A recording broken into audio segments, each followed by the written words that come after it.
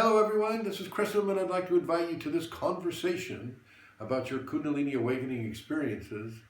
And in this conversation, once again, I'm coming from the prelude, the build-up to the Merovingian seminar here in eastern France, in the city of Besançon, in the domicile of Magdalene de Deus, bless her soul and much gratitude to her.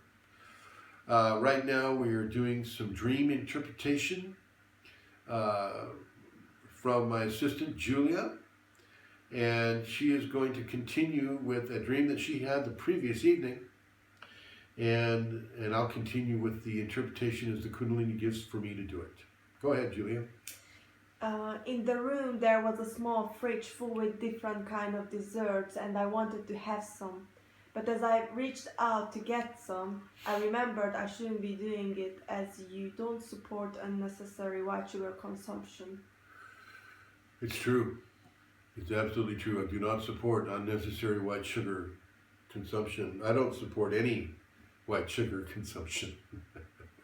I don't support high fructose corn syrup. I don't support highly processed white flour. I don't support these foods for the most part. Now, some of you are in special dietary restriction. Some of you have health issues that you have to have highly refined carbohydrates, and some of those highly refined carbohydrates you can only find in like white, processed white flour, things of that nature. Not necessarily processed sugar, but the processed white flour, highly refined carbohydrates, you may have to have that. Those of you that have gout, those of you that have arthritis, bursitis, these types of illnesses,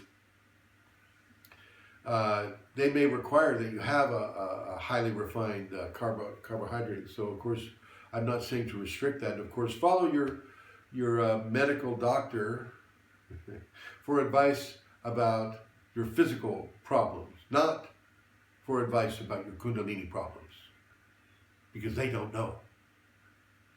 They guess, but they don't know. Okay, you take your Kundalini advice from someone who has the Kundalini. Number one. Number two, she's showing me this right now as I'm talking. Kundalini symptoms are not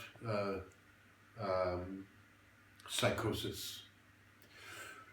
You're not having psychosis because you're having a Kundalini symptom. Be aware of that. They like to use psychosis as a term for something that's going wrong. Excuse me. For something that's going wrong. Kundalini is not an illness. Nothing's going wrong. As a matter of fact, with Kundalini, everything is going right. This is where you need to be going. This is the divine evolution of an individual. So, just an FYI, psychosis and Kundalini phenomena are not the same. Okay? What this dream is showing Julia is that, first of all, she's remembering the teachings in the dream state. This is very good. When you can remember the teachings that came from the physical beta awareness state and bring it into the astral dream state, that means that you're working both ends of the spectrum, okay? And to remember not to eat the cake in the dream state is to remember not to eat the cake in the physical state, okay? So this is very good. And, I welcome you, the audience, to emulate her behavior. Keep yourself away from that high fructose corn syrup. Keep yourself away from the highly processed white sugar. Keep yourself away from these empty calories. Away. Try to eat organic. Try to stay well hydrated. Okay? You can have whatever food your Kundalini wants you to have.